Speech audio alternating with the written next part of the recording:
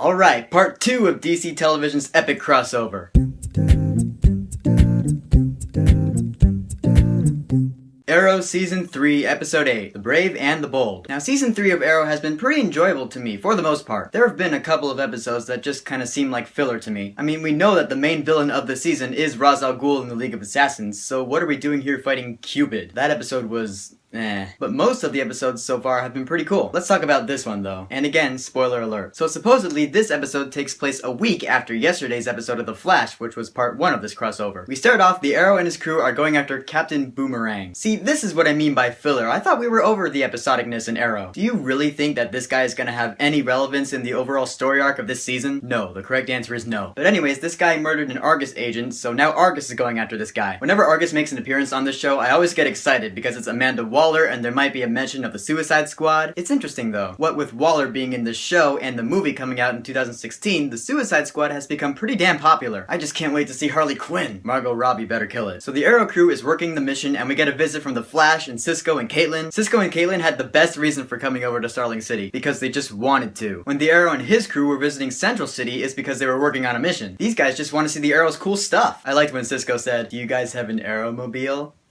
I was like, enough with the Batman references! I mean, for God's sakes, the name of this episode is The Brave and the Bold. The Flash actually doesn't arrive until a little later. The guys are fighting Captain Boomerang, and the Flash shows up and saves the Arrow's life, and you hear the Flash music, bum, bum. Yeah, Boomerang knows he's in trouble, so he gets the hell out of there. So now Flash is hanging out with the guys in the Arrow Cave. Ugh, the Arrow Cave. Seriously? But seeing the Flash on the salmon ladder is like one of the funniest things I've ever seen. Because whenever Oliver's working out on that thing, I'm like, that is impossible. Oliver's like super ripped though, that's why he can do it. No one else would be able to. Flash is like, out of my way. And he just I laughed out loud. So the Arrow and the Flash agree to work together on this mission to take out Captain Boomerang. And this is where the overall theme of this part of the crossover event comes into play. You see, the first part of it was the Flash versus the Arrow, them fighting against each other. Now we get to see them working together for a common cause. Cool. And there are a few parallels in this episode to yesterday's. In the Flash episode, Oliver taught Barry a lesson about being focused and being more precise. Now in this Arrow episode, Barry gets to teach Oliver a lesson. Because the Arrow's interrogating this guy, and we all know when he interrogates someone, he makes them feel the pain. You have failed this city. I've always wanted to do that. Oliver's view is that he's seen some pretty rough and tough shit in his life, like close loved ones being murdered right in front of him. So he's learned to be pretty ruthless when it comes to taking out bad guys. He even says, "I'm sorry, Barry, I'm just not as emotionally healthy as you are." Well, Oliver, that's your problem. Barry brings up an excellent point here though. Oliver feels like everything he's been through has taken away his humanity, but Barry says, "I think it's because of your humanity that you made it through. People see you as a hero, dude. There must be a light in you." Yes, I totally agree. 100%. Love it. The other big part of this episode was the relationship between Diggle and Lyla. No, they're not married. A little more than halfway through this episode, Captain Boomerang actually discovers the Arrow Cave, where Lyla's hanging out with Felicity and Caitlin, and he has come to fuck shit up. Lyla ends up with a boomerang right in the chest. I was like, come on! In a way, I'm still kinda recovering from Sarah's death. Now I gotta deal with another one? She was hit right in the chest. That sure is death. But by the grace of epinephrine, she comes out okay. Okay enough to say yes to Diggle's proposal in the hospital. Feels. So Oliver's learned his lesson about humanity. Boomerang is incarcerated. That's that. I love the last scene in this episode. That is how you end a big crossover event like this. This is like the epilogue. It's just the two of them, the Arrow and the Flash. They're chilling in this big empty warehouse or something. Before they say goodbye, Oliver's all like, "You can't tell me that you don't want to know who would win.